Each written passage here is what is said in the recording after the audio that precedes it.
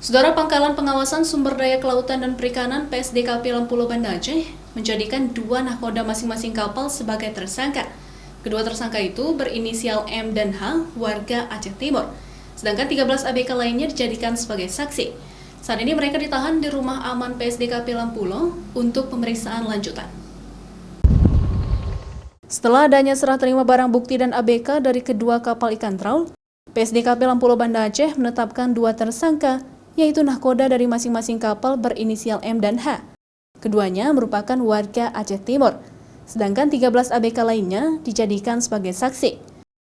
Menurut salah seorang tersangka berinisial M, dirinya mengaku sudah menggunakan pukat harimau sejak 2 tahun terakhir. Meski mengetahui penggunaan pukat harimau atau troll ini dilarang oleh negara, namun pelaku M terpaksa melakukannya karena kesulitan ekonomi keluarga. Saja aku pakai sekitar 2 tahun baru. 2 tahun lah. Selama saya jadi teko. Tahu nggak abang bahwa itu pukat troll yang selama ini dilarang? Tahu, saya tahu itu troll itu memang salah. Tapi apa boleh buat, kita punya bini di rumah, punya anak. Makanya apa boleh buat, pekerja lain nggak ada. Kita pun orang susah, orang di pesisir pantai. Pekerja lain tak ada. Sementara itu, pengawas PSDKP Lampulo melakukan pemeriksaan lebih lanjut dengan memeriksa barang bukti pukat trawl yang digunakan oleh nelayan asal Aceh Timur ini.